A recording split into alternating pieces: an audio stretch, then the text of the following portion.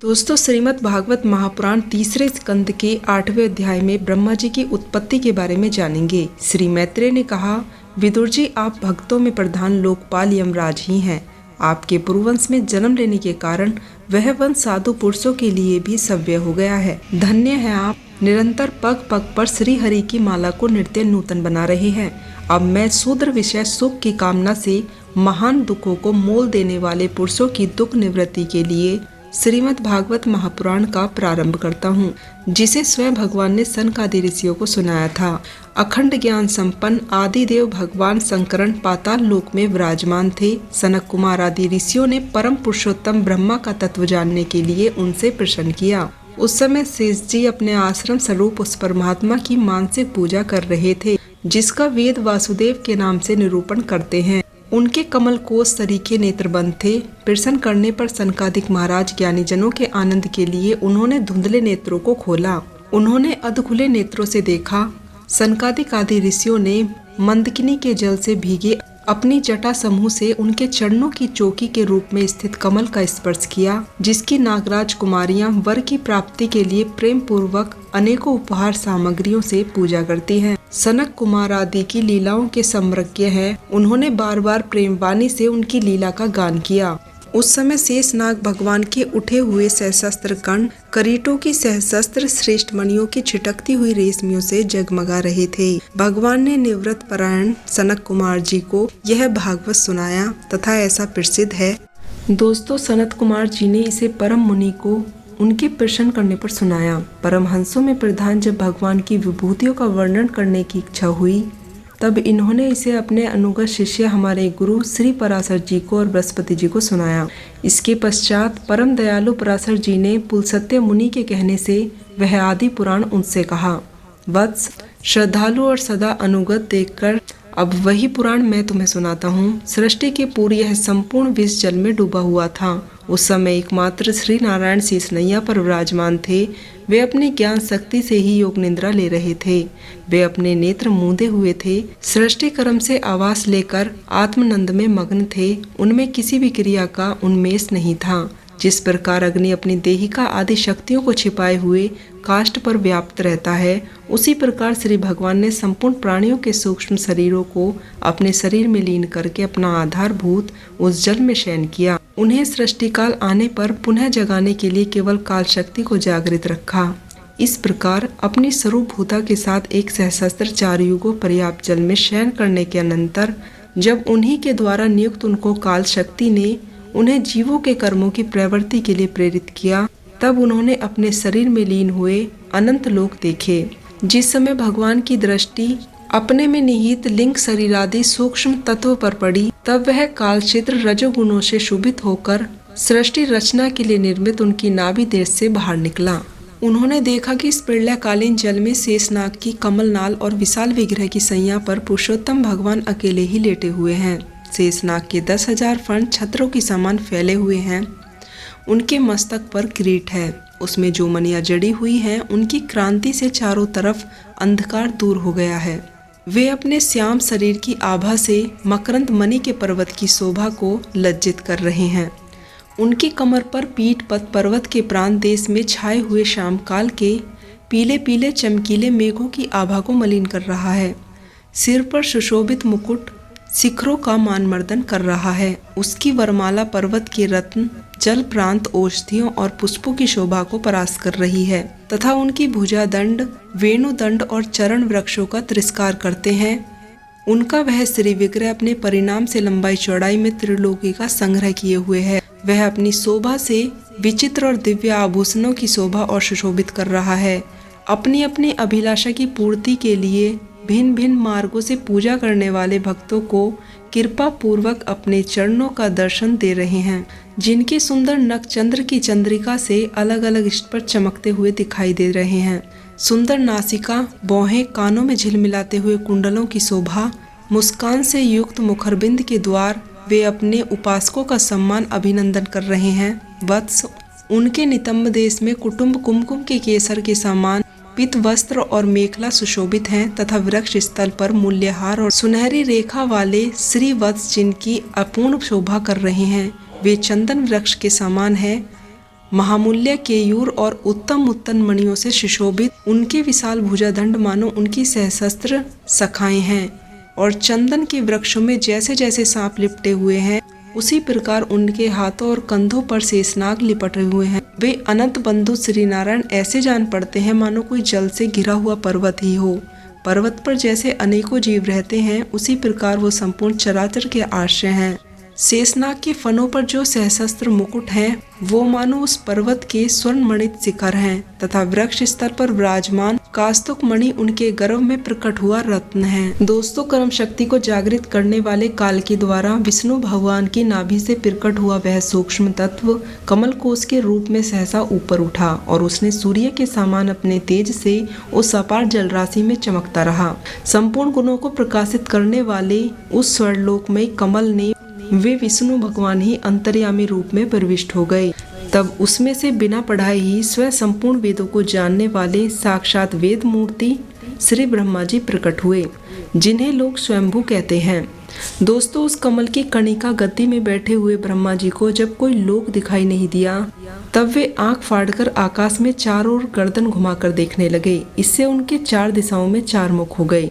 उस समय प्रलयकालीन पवन के थपेड़ों से उछलती हुई जल की तरंगमालाओं के कारण उस जलराशि से ऊपर उठे हुए कमल पर विराजमान आदि देव ब्रह्मा जी को अपना तथा उस लोक स्वरूप कमल का कुछ भी रहस्य जानना पड़ा। वे सोचने लगे, इस कमल की कणिका पर बैठा हुआ मैं कौन हूँ? यह कमल भी बिना किसी अन्य आधार के जल में कहाँ से उत्पन्न हो गया? इसके नीचे अवश्य कोई ऐसी वस्तु होनी चाहिए जिसके आधार पर यह स्थित है। ऐसा सोचकर वे उस कमल की नाल के सूक्ष्म छिद्रों में जाकर उस जल में घुसे, किंतु उस नाल के आधार को खोजते खोजते नाभि देश के समीप पहुंच जाने पर भी वो उसे पा न सके। विदुर जी उस अपार अंधकार में अपने उत्पत्ति स्थान को खोजते खोजते ब्रह्मा जी को बहुत काल बीत गए। यह काल ही भगवान का चक्र है जो प्राणियों को भयभीत करता हुआ उनकी आयु को क्षीण करता है।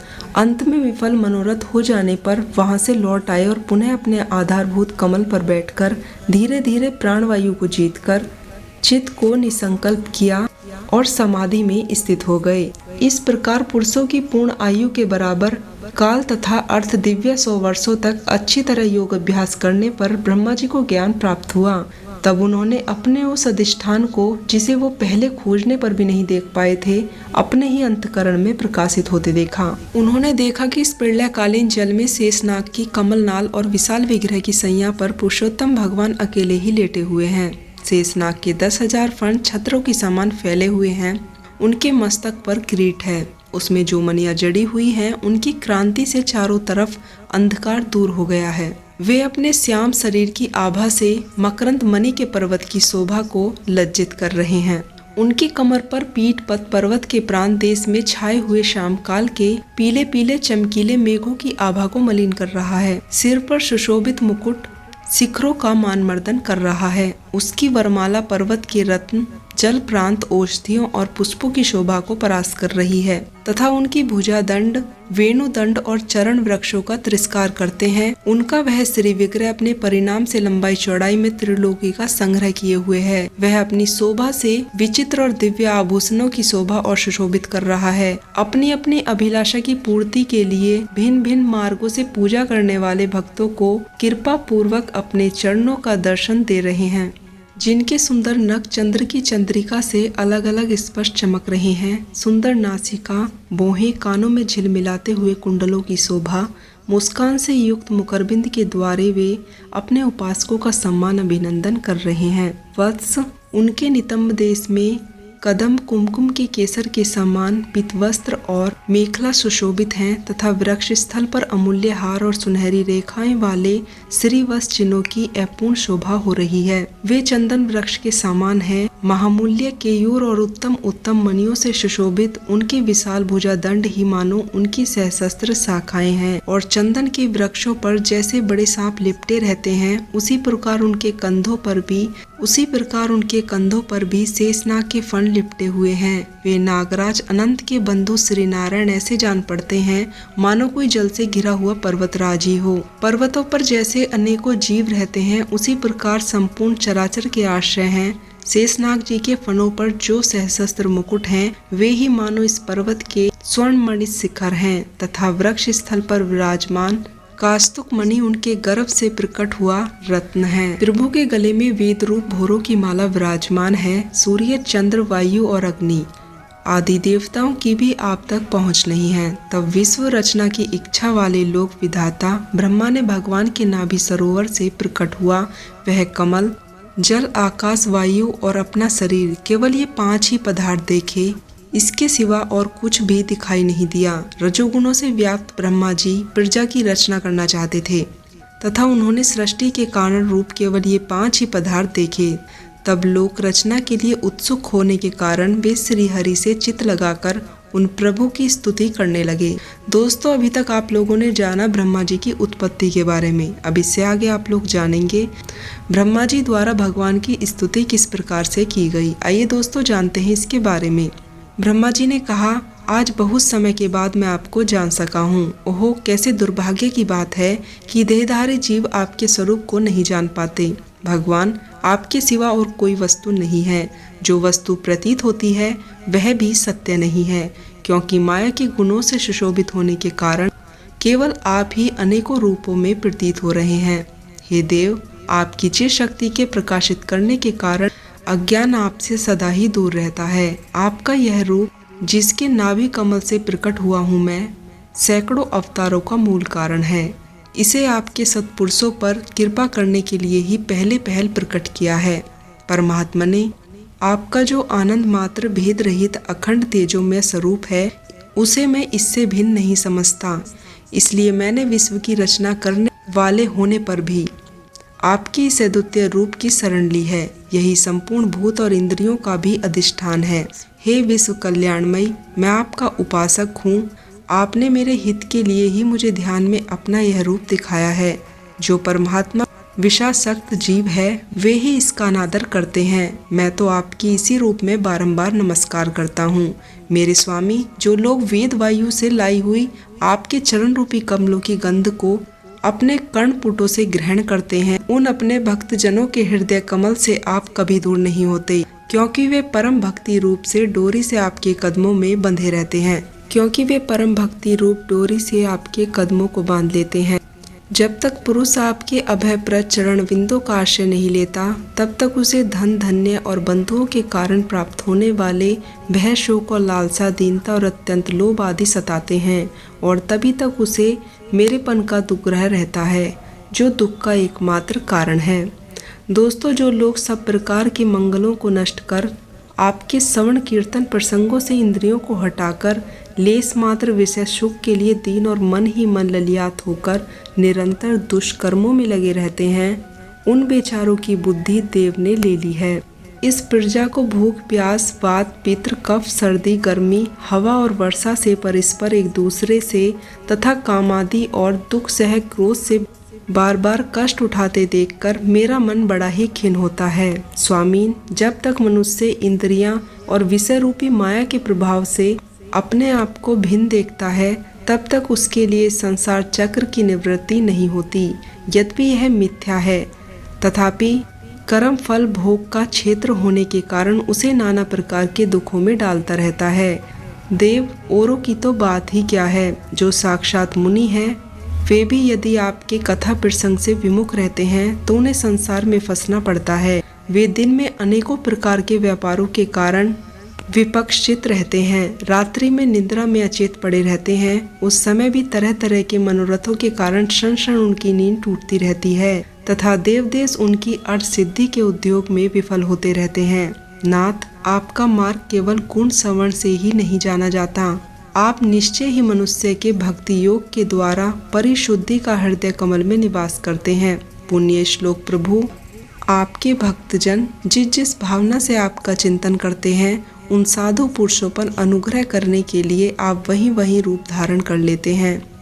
भगवान, आप एक हैं तथा संपूर्ण प्राणियों के अनंत करण में स्थित होकर परम हितकारी अंतरात्मा है। इसलिए यदि देवता लोग भी हृदय में तरह तरह की कामनाएं रखकर भांति भांति के विपुल सामग्रियों से आपका पूजन करते हैं तो उनसे आप उतने प्रसन्न नहीं होते जितने आप प्राणियों की दया करने से होते हैं। किंतु वह सर्वभूत दया असत पुरुषों को अत्यंत दुर्लभ है। जो कर्म आपको अर्पण कर दिया जाता है उसका कभी नाश नहीं होता, वह अक्षय हो जाता है।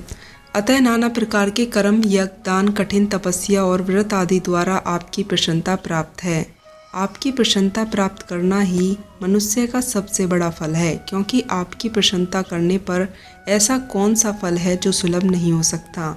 आप सर्वदा अपने स्वरूप के प्रकाश से ही प्राणियों से भेद भ्रम रूप अंधकार का नाश करते रहते हैं तथा ज्ञान के अधिष्ठान साक्षात परम पुरुष हैं। मैं आपको नमस्कार करता हूँ। संसार की उत्पत्ति, स्थिति और संहार के निर्मित से जो माया की लीलाएं होती है वह आपका ही खेल है। अतः आप परमेश्वर को मैं बार बार नमस्कार करता हूँ। जो लोग प्राण त्याग करते समय आपके अवतार गुण और कर्मों को सूचित करने वाले देवकी नंदन, जनार्दन, कंस, निकंदन आदि नामों का विवश होकर भी उच्चारण करते हैं, वे अनेकों जन्मों में पाप से तत्काल छूटकर माया आदि आवरणों से रहित ब्रह्म पद को प्राप्त होते हैं। आप नित्य अजन्मा हैं, मैं आपकी शरण लेता हूँ। भगवान इस विश्व वृक्ष के रूप में आप ही विराजमान हैं। आप ही अपनी मूल प्रकृति को स्वीकार करके जगत की उत्पत्ति, स्थिति और प्रलय के लिए मेरे अपने और महादेव जी के रूप में 3 प्रधान शाखाओं में विरक्त हुए हैं और फिर प्रजापति और मनु आदि शाखाओं प्रशाखाओं के रूप में फैलकर बहुत विस्तृत हो गए हैं। मैं आपको नमस्कार करता हूँ। भगवान, आपने अपने आराध्य को ही लोगों के लिए कल्याणकारी स्वर धर्म बताया है, किंतु वे इस ओर से उदासीन रहकर सर्वदा विपरीत कर्मों में लगे रहते हैं। ऐसे प्रमाद की अवस्था में पड़े हुए इन जीवों की जीवन आशा को जो सदा सावधान रहकर बड़ी शीघ्रता से काटता रहता है, वह बलवान काल भी आपका ही रूप है। मैं आपको नमस्कार करता हूँ। यद्यपि मैं सतयुग का अभिष्टता हूँ जो पर्याप्त रहने वाला और समस्त लोगों का वंदनीय है, तो भी मैं आपके इस काल रूप से डरता हूँ। उससे बचने और आपको प्राप्त करने के लिए ही मैंने बहुत समय तक तपस्या की है। आप ही अधिज्ञ रूप से मेरी इस तपस्या के साक्षी हैं। मैं आपको नमस्कार करता हूँ। आप पूर्ण काल हैं। आपको किसी विषय सुख की इच्छा नहीं है, तो भी आपके अपनी बनाई हुई धर्म मर्यादा की रक्षा के लिए पशु, पक्षी, मनुष्य और देवता आदि जीव योनियों में अपनी इच्छा से ही शरीर धारण कर अनेक लीलाएं करते हैं। ऐसे आप पुरुषोत्तम भगवान को मेरा नमस्कार है। प्रभु, आप अविद्या, अस्मिता, राग, द्वेष और अभिनिवेश पांचों में से किसी के भी अधीन नहीं है। यद्यपि इस समय जो सारे संसार को अपने उदर में लीन भयभीत जल में अनंत विग्रह की कोमल सैया पर शयन कर रहे हैं, कर्म परापर से अर्चित हुए जीवों को विश्राम देने के लिए ही है। आपके नाभि कमल रूप भवन से मेरा जन्म हुआ है। यह संपूर्ण विश्व आपके उदर में समाया हुआ है। आपकी कृपा से ही मैं त्रिलोकी की रचना रूप उपकारों से प्रवृत्त हुआ हूँ। इस समय योग निद्रा का अंत हो जाने के कारण आपके नेत्र कमल विकसित हो रहे हैं। आपको मेरा नमस्कार है। आप संपूर्ण जगत के एकमात्र आत्मा हैं तथा शरणागतों पर कृपा करने वाले हैं। अतः आपने जिस ज्ञान और ऐश्वर्य से आप विश्व को आनंदित कर रहे हैं, उसी से मेरी बुद्धि को भी युक्त करें, जिससे मैं पूर्व कल्प के समान इस समय भी जगत की रचना कर सकूं। अपनी शक्ति लक्ष्मी जी के सहित अनेक गुण अवतार लेकर आप जो जो अद्भुत कर्म करेंगे, मेरा यह जगत की रचना करने का भी उद्देश्य उन्हीं में से एक है। अतः इसे बनाते समय आप मेरे चित्त को प्रेरित करें, शक्ति प्रदान करें, जिससे मैं सृष्टि की रचना कर सकूं।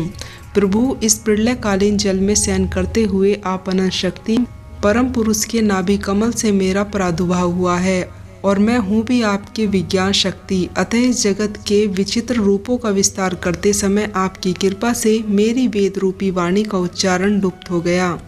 आप परम प्रेमिया मुस्कान के सहित अपने नेत्र कमल खोलिए और शेष नाग की सैया से उठ के विश्व के उद्धव के लिए अपनी वाणी से मेरे विषाद दूर कीजिए।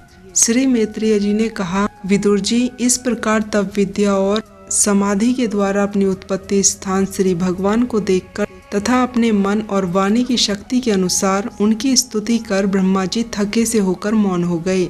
श्री मधुसूदन भगवान ने देखा कि ब्रह्मा जी इस प्रलय जल राशि से बहुत घबराए हुए हैं तथा लोक रचना के विषय में कोई निश्चित विचार न करने के कारण उनका चित्त बहुत ही खिन्न हो गया है तथा उनके अभिप्राय को जानकर वे अपने गंभीर वाणी से उनका खेद शांत करते हुए कहने लगे, वेद गर्भ, तुम निषाद के अभिभूत हो, आलस्य न करो, सृष्टि रचना के उद्यम में तत्पर हो जाओ। तुम मुझसे जो कुछ चाहते हो उसे मैं पहले ही कर चुका हूँ। तुम एक बार फिर तप करो और भागवत ज्ञान का अनुष्ठान करो, जिसके द्वारा तुम सब लोगों को अपने अंतकरण में देखो। फिर भक्ति युक्त और सम्माहित चित्त होकर तुम संपूर्ण लोक और अपने आप को व्याप्त देखोगे। जिस समय जीव काष्ठ पर व्याप्त अग्नि का सम्मान समस्त भूतों में मुझे ही स्थित देखता है, उसी समय वह अपनी अज्ञान रूप मल से युक्त हो जाता है। जब वह अपने को भूत, इंद्रियां, गुण और अंतकरण से रहित मुझसे अभित्र देखता है, तब वह मोक्ष पथ को प्राप्त कर लेता है। ब्रह्मा जी, नाना प्रकार के कर्म संस्कारों के अनुसार आपके अनेक प्रकार के जीव सृष्टि को रचने की इच्छा होने पर भी दूसरा चित्त मोहित नहीं होता। यह मेरी अंत में कृपा का ही फल है। तुम सबसे पहले मंत्र दृष्टा हो। प्रजा उत्पन्न करते समय भी तुम्हारा मन उसमें लगा रहता है। इसी से पाप में रजोगुण तुम्हें बांध नहीं पाता। तुम मुझे भूत, इंद्रिय, गुण और अंतकरण से रहित समझते हो। इससे जान पड़ता है यद्यपि देहधारी जीवों को मेरा ज्ञान होना बहुत कठिन है।